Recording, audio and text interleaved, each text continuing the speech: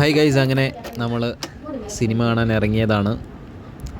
നമ്മളിന്ന് കാണാൻ പോകുന്നത് rifle club. Aashiq Abu direct ചെയ്ത റൈഫിൾ ക്ലബ്ബാണ്. അങ്ങനെ തിയേറ്ററിൽ കയറി അതിൻ്റെ ടൈറ്റിൽ കാർഡാണ് നിങ്ങളിപ്പോൾ കണ്ടുകൊണ്ടിരിക്കുന്നത്. റൈഫിൾ ക്ലബ്ബ് നല്ല രീതിയിൽ തന്നെ എഴുതിയിട്ടുണ്ട്.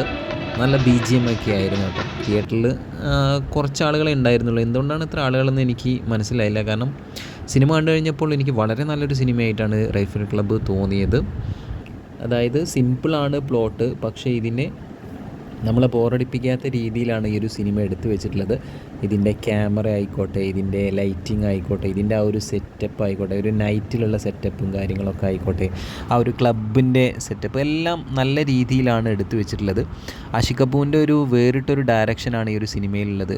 ഈ സിനിമ പേര് സൂചിപ്പിക്കുന്ന പോലെ തന്നെ റൈഫിൾ ക്ലബ്ബ്, അതായത് കുറേ വെടിക്കാർ ചേർന്നിട്ടുള്ള നന്നായിട്ട് ഹണ്ടിങ്ങിന് പോകുന്ന, അല്ലെങ്കിൽ ആ ഒരു തോക്ക് ഉപയോഗിച്ചിട്ട് നല്ല പരിചയമുള്ള അത്തരത്തിലുള്ള കുറച്ച് ആളുകളുടെ ഒരു ക്ലബ്ബാണ് ഈ ഒരു റൈഫിൾ ക്ലബ്ബ് എന്ന് പറയുന്നത്.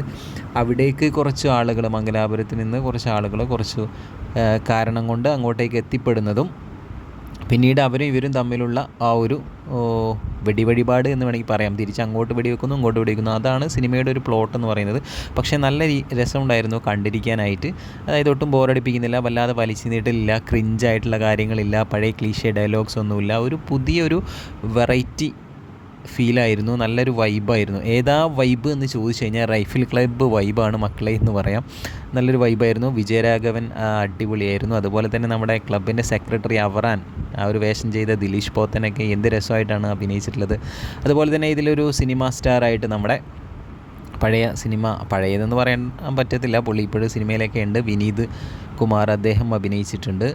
നല്ല അഭിനയമായിരുന്നു. പിന്നീട് നമ്മുടെ അനുരാഗ് കശ്യപ് വില്ലൻ്റെ റോളിൽ. പിന്നെ ഒരു വില്ലനുണ്ട് മക്കളെ, ഹനുമാൻ കൈൻറ്റ്. അദ്ദേഹത്തിൻ്റെ ആ ചെക്കൻ്റെ ആ ഒരു നടത്തം, ആ ഒരു സ്വാഗൊക്കെ അടിപൊളിയായിരുന്നു കേട്ടോ. പുള്ളി വരുന്ന സമയത്തുള്ള BGM ഒക്കെ റെക്സ് വിജയൻ പൊളിച്ചടുക്കിയിട്ടുണ്ട്. സംഗതി നിങ്ങൾക്ക് എന്തായാലും ഇഷ്ടപ്പെടും, ഞാൻ കൂടുതൽ പറയുന്നില്ല. സിമ്പിളാണ് കഥകളെല്ലാം. പിന്നെ കുറച്ച് നാത്തൂന്മാരൊക്കെ ഉണ്ട്. നാത്തൂന്മാരുടെ പോരൊക്കെ നിങ്ങൾക്ക് ഈ ഒരു സിനിമയിൽ കാണാൻ പറ്റും. ഒരു വളരെ ഫാസ്റ്റായിട്ട് മൂവ് ചെയ്യുന്ന ഒരു സിനിമയാണ്. ഇപ്പം പെട്ടെന്ന് തന്നെ സിനിമ തീർന്നു പോയോ എന്നൊരു തോന്നലുണ്ടായി. കാരണം ഒട്ടും ബോറടിപ്പിക്കാതെ മുഷിപ്പിക്കാതെ സിനിമ തീർന്നു.